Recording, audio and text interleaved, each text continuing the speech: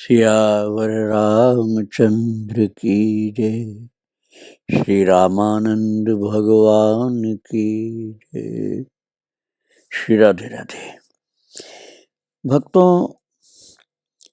संत सेवा का मौका यदि किसी को मिल जाए तो ऐसे मौके का ये लाभ उठाना चाहिए कि भरपूर सेवा करनी चाहिए।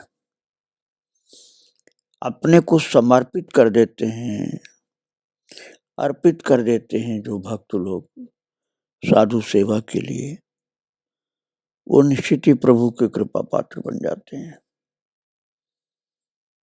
आप लोग श्रवण कर रहे थे चंद्रहरि बालक जो सुखानंद बनते आगे चल करके वो काशी जा रहे हैं विद्या अध्ययन के लिए, और अब कुमार अवस्था के हो चुके हैं और उनके पीछे चलने वाला पंचोली गुप्त सेवक है। जहां देखता है कि तपस्या में लगे हुए, भूख प्यास भूले हुए मरणासन अवस्था में पहुंच जाते हैं चंद्रहरि, वहां पंचोली तुरंत उनकी सेवा में लग जाता है और कुछ खिला करके तब खाता है। आप श्रवण कर रहे थे, पंचोली ने उनकी रक्षा की, कुछ खिलाया है। उसके बाद प्रसाद पाने के बाद चंद्रहरि जी जब विश्राम किए हैं, रात में नींद आ गई थी, तो स्वप्न में देखा कि आकाश में चील की तरह विचरते हुए एक ऊंचे पर्वत शिखर पर चक्कर काट रहे हैं। उसी शिखर पर एक मुनि ध्यान लगाए बैठे थे। उनकी दिव्य कांति का प्रभाव चारों ओर फैल रहा था। मुनि का ध्यान भंग हुआ, नेत्र खुले और चंद्रहरि आकर्षित होकर के वहां उतरे और चरण वंदना करके समीप में बैठ गए। एक बार मुनि की दृष्टि उनके सर्वांग पर पड़ी। दृष्टि की चोट वो नहीं सह सके, चित्त पड़ गए, छटपटाने लगे। शरीर की नस नस में बड़ी पीड़ा से उत्पन्न हो गई। वो उठ बैठे, मुनि के युगल चरणों को पकड़ लिया। मुनि ने आशीर्वाद देते हुए कहा, काशी में पंचगंगा घाट पर अवश्य स्नान करना।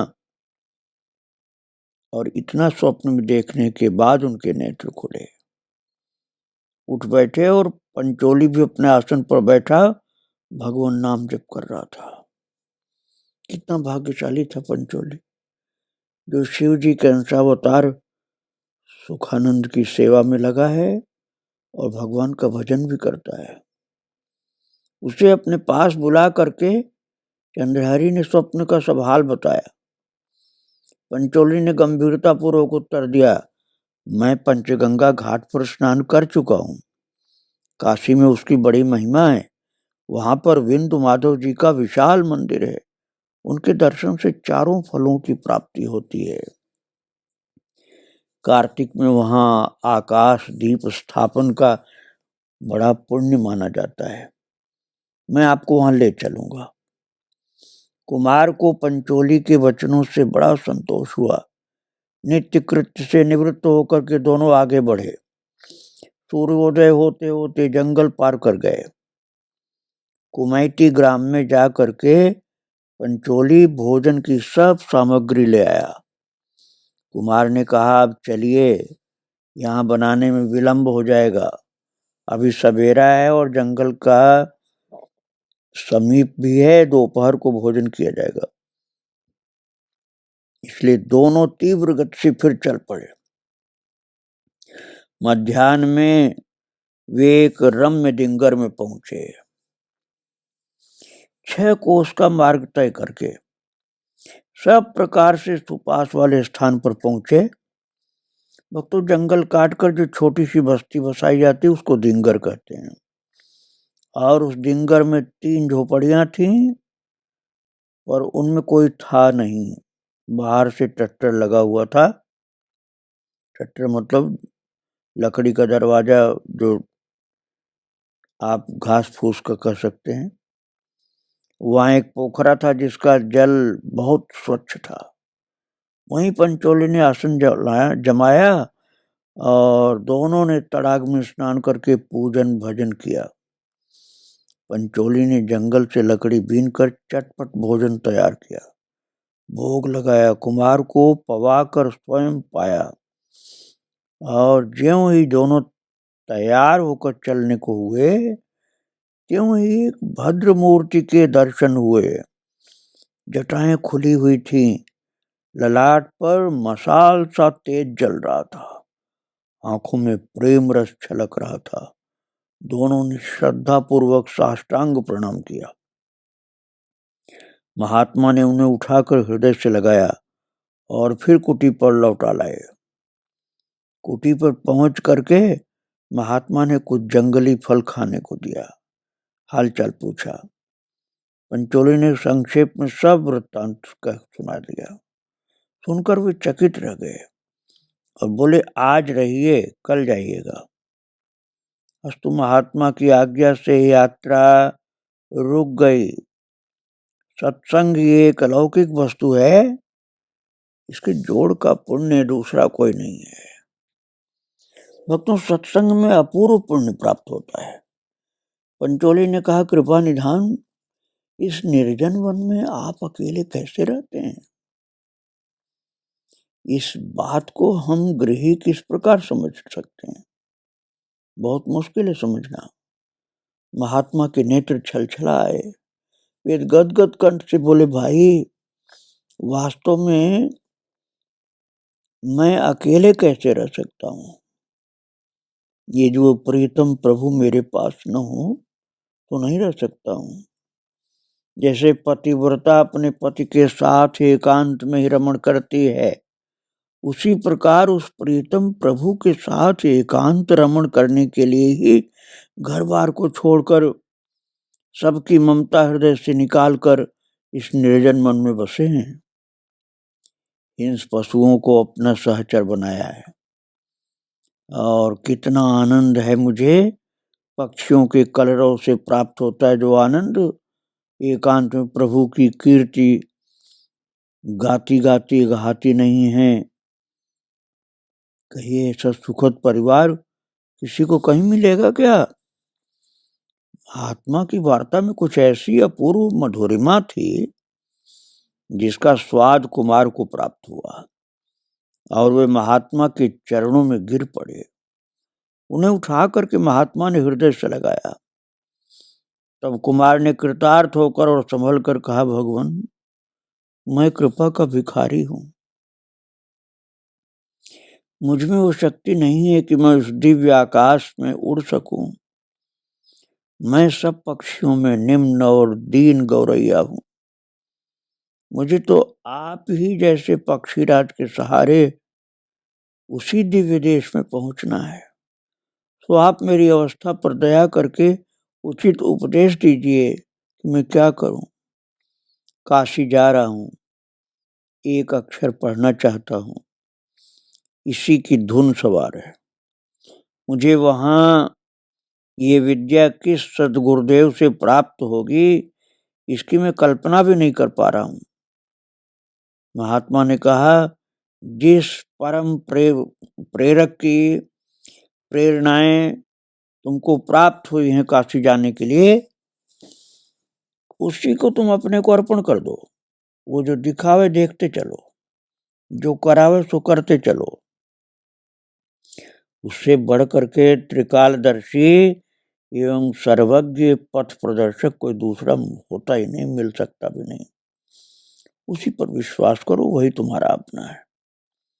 जो पाठ वो पढ़ावे वो पढ़ना चाहिए। तुम केवल एक अक्षर पढ़ना चाहते हो, यदि वो 2 अक्षर पढ़ावे तो क्या तुम नहीं पढ़ोगे? अरे तुम्हें पढ़ना पड़ेगा। मैं तो समझता हूं कि केवल एक अक्षर पढ़ने से काम भी नहीं चलता। उस एकाक्षर का ज्ञान होते ही 2 अक्षर का अनुभव होता है। द्वंद्वमय दृश्य का ब्राह्मीकरण इन 2 अक्षरों के स्वाध्याय से ही होता है। इसी से मैं कहता हूं कि तुमको 2 अक्षर अवश्य पढ़ने पड़ेंगे। कुमार ने कहा, आपका उपदेश शिरोधार्य है। मैं अपने को उस प्रभु के चरणों में अर्पण कर चुका हूं और उसी के सहारे जीवन यापन कर रहा हूं, परंतु अल्पज्ञ हूं, अनभिज्ञ हूं, मूर्ख हूं, मोहग्रस्त हूं। इसी कारण उस सत्य में दृढ़ विश्वास नहीं है। इसी कारण कभी कभी घबरा जाता हूं। भक्तों, संध्या हुई, सब लोग नित्य कृत्य में लगे। इसी बीच में शेष दोनों कुटियों के कुटीचर भी आ गए। वे दिन भर विचरते रहते थे, रात को अपनी कुटी में आकर विश्राम करते थे। वे दो अपरिचित व्यक्तियों को देखकर थोड़ा घबराए। उन्होंने महात्मा से कहा, आपने क्यों इन लोगों को टिका लिया? अब तो इनके कारण हमारे भजन में बड़ी बाधा उपस्थित हो गई। महात्मा ने कहा, ये वैसे लोग नहीं हैं, इनसे आपके भजन में किसी प्रकार बाधा नहीं पड़ेगी, आप निश्चिंत होकर के भजन करें। वे दोनों अपनी अपनी कुटी में जाकर के भगवत भजन में लग गए। इधर कुमार पंचोली के साथ महापुरुष की सेवा में उपस्थित हुए। महात्मा ने धीरे से कहा, सीखे हुए कुछ फल हैं, उन्हें पा करके सो रहो। उन्होंने कहा कि बातचीत में अन्य महात्माओं के भजन में विक्षेप होगा, इसलिए 4 बार फलियां धूनी से निकाल करके 4-4 फली खाओ। और महात्मा ने उनको प्रदान किया।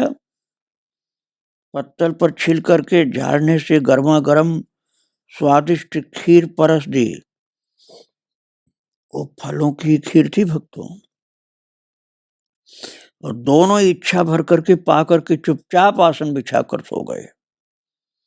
प्रातः काल सर्वप्रथम उठ करके नित्य कृत्य से निवृत्त हो महात्मा से विदा हो दोनों गंतव्य पथ पर अग्रसर हुए और चलते चलते दोपहर को जंगल पार करके मैदान में आए। एक जलाशय पर विश्राम हुआ। वहां से कुछ खा पी करके चल पड़े। रात में फफहा ग्राम पहुंचे। भक्तों, फफहा ग्राम वही है जो इलाहाबाद के निकट में फाफा मऊ अब कहा जाता है, उस जमाने में फफहा ग्राम कहा जाता था। तो फफहा ग्राम के निकट गंगा तट पर विश्राम हुआ। वहां एक विचित्र सर्प रहता था। उसका मुख जो था त्रिकोणाकार और बड़े बड़े पुष्ट दंत थे उसके, फण विहीन था और उसके फुफकार में कबूतर सी आवाज आती थी। वो बड़ा विषधर था। उसके डर से गांव वाले न तो स्वयं वहां जाते थे और न किसी अन्य को भी जाने देते थे। परंतु पंचोली और चंद्रहरि तो वहां 2 घड़ी रात बीते पहुंचे थे। अब कौन उनको बतावे कि यहाँ नहीं रुकना चाहिए। जब ग्रामवासी अपने घरों में विश्राम कर रहे थे तब ये लोग पहुंचे थे। तो दोनों पथिक सर्प रहस्य से अनभिज्ञ थे।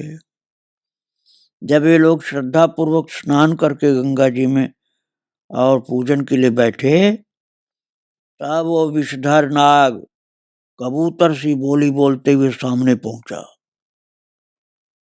और महाराज, इन लोगों का वहां उतर पड़ना उसे असह्य हो गया था। पंचोली की दृष्टि उस पर पड़ी। भयभीत तो होकर वो कहते हुए कि भागिए, नहीं तो जान गई। वो दूर निकल गया और कुमार अर्थात चंद्रहरि प्राणायाम साधे बैठे ही रह गए। सर्प उनके आसन के चारों ओर चक्कर लगाता रहा, किंतु आसन पर चढ़कर काटने की हिम्मत उसकी नहीं पड़ी।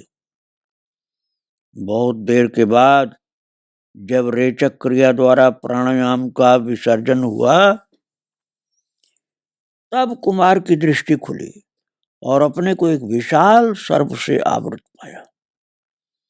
चक्कर लगाते लगाते थक करके वो कुंडलीभूत हो गया था सर्प। भक्तों, कोई सामान्य व्यक्ति होता ना तो ये दृश्य देख करके घबरा करके भागता बहुत जोर से, लेकिन इस संकटमय दृश्य को देख करके कुमार चंद्रहरि घबराए नहीं। पंचोली तो डर के मारे भाग गया था। कुमार का धैर्य छूटा नहीं। समझ लिया कि सर्प मेरे आसन पर चढ़ नहीं सकता, अतः जब तक आसन पर बैठा रहूंगा उसके आक्रमण से सुरक्षित रहूंगा। अतः वे फिर भागवत भजन में निरत हो गए। पिछली रात में जब सर्प हार करके अपने बिल में प्रवेश कर गया, तब पंचोली महाशय जो दूर से खड़े तमाशा देख रहे थे आए और भगवान को धन्यवाद देने लगे कि किसी प्रकार जान बच गई। गंगा स्नान करते हुए चंद्रहरि ने स्वयं गंगा जल में सुख की शांति का अनुभव किया और अपने मुख को जो परछाई देखा तो कहा, ये सब नाशवान है, इसके परे अमर सत्य है जो अपना शुद्ध रूप है। इस सूत्र में वैराग्य की सूक्ष्म कथाएं निहित हैं। कुमार के मन पर, बुद्धि पर, मुख पर भाव स्पष्ट हो गए। उनके जीवन में बड़ा परिवर्तन हुआ। स्नान संध्या से निपट कर दोनों चले। त्रिवेणी तट पर विश्राम हुआ। काशी के सन्यासी रमा भारती पहले से ही आसन जमाए हुए थे। सिद्ध योगी थे, हाथ में ही भोजन करते थे, कोई बर्तन नहीं रखते थे, बड़े तितिक्षु थे। कुमार के तेजस्वी मुख को देखकर बड़े प्रसन्न हुए। बड़े वात्सल्य में उसी रात में एकाक्षरी विद्या पढ़ाई और वशीकार विराग पर ये विद्या सोने में सुगंध की तरह खिल गई। माणिक की शोभा मुकुट में ही प्रदर्शित होती है। तो ये विद्या जो माणिक की जैसी थी और ये मुकुट जैसे थे चंद्रहरि। दूसरे दिन तीनों वहां से चले। ये रमा भारती, सन्यासी, कुमार और पंचोली तीनों लोग काशी के लिए चले प्रयाग से और तीसरे दिन काशी पहुंचे। मार्ग में गुरु ने अपूर्व सुख दिया। योग की सब बातें, अष्टांग की प्रक्रिया और जन्म संबंधी निर्भ्रांत ज्ञान की गाथा बतलाई। उर्वरा में जैसे बीज को पनपने में देर नहीं लगती, उसी तरह सत्पात्र को दीक्षित होने से आत्मज्ञान का विकास सहज ही होने लगता है। भक्तों, अब ये आगे चल करके भगवान रामानंद के शिष्य बनेंगे, लेकिन अभी तो रमा भारती जो सन्यासी मिले इनके शिष्य बन गए हैं। और कुछ दिन दशाश्वमेध घाट पर गुरुजी के आश्रम पर ही निवास रहा। अभी गुरुजी का जो ये मिले हैं रमा भारती सन्यासी, इस समय यही गुरुजी हैं। और इनसे विदा होकर के कुमार पंचोली के साथ चले पंचगंगा घाट पर। पंचगंगा की लहरों पर कुमार मुग्ध हो गए। वहां स्नान करने से अपूर्व आनंद प्राप्त हुआ। वहां नाव पर चढ़ करके किनारे किनारे सब घाटों का निरीक्षण करते हुए 80 घाट पर पहुंचे। वहां सिद्धों की एक टोली पड़ी हुई थी। इन्हें योग युक्त देखकर वो लोग चकित हो गए। योग विद्या की तड़प और सिद्धाई की झड़प दोनों ओर से हुई। अंत में सब सिद्ध परास्त होकर के उनके अनुयायी हो गए। काशी में अलग अलग एकांत स्थान में निवास करने की इच्छा कुमार के मन में पहले से ही थी। इसी निमित्त नाव पर यात्रा करके सब घाटों का निरीक्षण किया, परंतु कोई उपयुक्त स्थान नहीं मिला। ये जानकर के सिद्धों ने एक अपूर्व स्थान का पता बताया। किसी धनाढ्य ने पूर्व काल में एक बाग लगाया था, उसे लोग नीची बाग कहते थे। भक्तों अब वहाँ नीची बाग तो कम है, मैंने तो मोहल्ला ही देखा, नीची बाग बाग तो नहीं देखा था, लेकिन किसी जमाने में बाग था वहाँ। समय के फेर से बाग का रंग उस समय भी बहुत कम हो गया था जब ये चंद्रहरि जी पहुंचे थे। तब एक छोटी सी बस्ती भी बसने लग गई थी। अब तो बस्ती क्या, वहां शहर है, और उस बस्ती को भी नीची बाग कहा जाता था। अब तो नीची बाग नाम का मोहल्ला है शहर का। उस बस्ती में एक महाजन ने एक सुंदर उपवन के बीच भव्य भवन बनाया था, परंतु भवन प्रवेश के ही दिन उसकी मृत्यु हो गई थी। इसलिए उसकी संतान ने उसमें ताला लगा करके सदा के लिए बंद कर दिया था। वो स्थान सोना पड़ा था।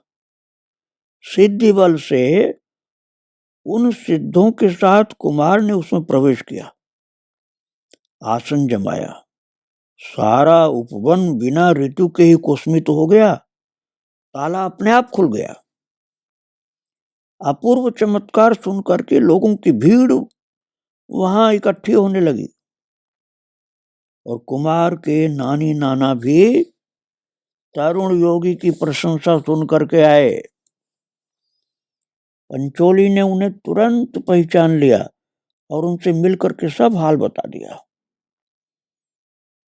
और नाती को इस रूप में देखकर नाना तो बहुत प्रसन्न हुए।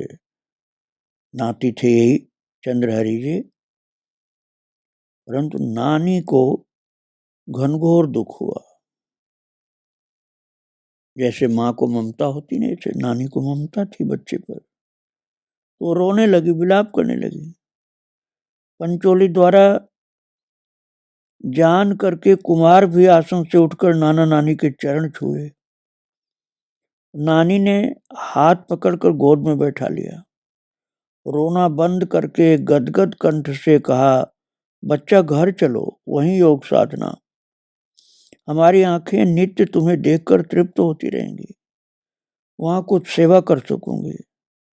कुमार ने कहा, नानी मैं क्या कहूँ, मेरे मन में भी यही बात थी जब घर से चला था। तब परिवार वालों को संतुष्ट करने के लिए यही कहा भी था कि नानी व नाना के पास रहूंगा, कुछ चिंता मत कीजिए। पर मार्ग में त्रिवेणी तट पर गुरु महाराज मिल गए हैं, उनसे मैंने विरक्त दीक्षा ले ली है। भक्तों, अभी तो ये रमा भारती जो मिले हैं ना, यही गुरु हैं इनके। बाद में चल के रामानंद भगवान गुरु हो जाएंगे। तो कुमार अर्थात चंद्रहरि ने कहा कि अब आपके काम का मैं नहीं रहा नाना नानी, मैं विरक्त हो चुका हूँ, सदा के लिए इसलिए पृथक हो गया हूँ, अब आपके स्थान पर नहीं रह सकता। हाँ, आपका प्रेम भाजन बना रहूंगा। आप मुझे यही जो कुछ बनाकर भेज देंगे, आपके पवित्र हाथ से उन पदार्थ को ग्रहण करके प्रसन्नता पूर्वक मैं स्वीकार कर लूंगा, संतुष्ट रहूंगा। और अब इतने में संतोष कीजिए, और अधिक क्या कहूं, आपके घर चल के नहीं रह पाऊंगा। आपका हूं, लेकिन अब मैं वैराग्य में हूं, इसलिए आपके घर में नहीं रहूंगा। यह स्पष्ट एवं प्रेम गर्भित मधुर वाणी सुन करके नानी प्रसन्न हो गई। घर से जो कुछ लाई थी कुमार को अर्पण करके सहर्ष विदा हुई। तब से नित्य वहीं से भिक्षा आने लगी थी। अनंतर पंचोली भी विदा होकर अपने घर चला गया। उसने वहां जा करके कुटुंबियों से यात्रा का संपूर्ण समाचार विस्तार से सुना दिया, और सुन करके माता बहुत व्याकुल होकर पुत्र दर्शन के लिए लालायित हो गई। और भक्तों, माता की ममता इतनी उमड़ी कि वो मायके अर्थात काशी आ गई, और माता के साथ नीची बाग में जा करके कुमार से अपने बेटे से मिली। प्यारे पुत्र को विरक्त वेश में देख करके बहुत दुखी हुई, और ऐसा लगा जैसे उनकी आशा लता पर तुषार पड़ गया। रो कलप करके अपनी वेदना सुनाई। चंद्रहरि ने उन्हें आश्वासन दिया और कहा, माता, जो भाग्य में लिखा वही होता है, आप घबराओ नहीं। आपकी हमारी इच्छा अनुसार तो कुछ भी नहीं हो सकता ना। तो जिस रूप से, जिस विधि से भगवान रखें, उसी पर संतोष कर लेना चाहिए। आशीर्वाद दीजिए कि आपकी कोख से जन्म लेने का फल प्राप्त हो, और अधिक क्या कहूं। इस सांत्वना मिश्रित वार्ता से माता के आंसू पोंछे गए थोड़े, और उनको बोध हुआ, और वो अपनी माता के साथ फिर घर चली गई, ये समझ करके कि बेटा सन्यासी हो गया है और ये सही मार्ग पर है, बहुत वैराग्यवान है, बहुत ज्ञानी है। तो मैंने अभी तक जो सुनाया आपको, उस सन्यासी की बात सुना है जो रमा भारती सन्यासी के शिष्य थे। अब यही आगे चल के भगवान श्री रामानंद जी के शिष्य बनेंगे। अब ऐसी क्या घटना घटती है कि उन्होंने दूसरे गुरु से सन्यास लिया, फिर वो मैं आपको कल सुनाऊंगा। और आज गुरुदेव को और उनके शिष्य को प्रणाम करके यहीं विराम दे रहा हूँ। श्री राधे राधे, जय श्री राधे राधे। सियावर रामचंद्र की जय, श्री रामानंद भगवान की जय, जय श्री राधे।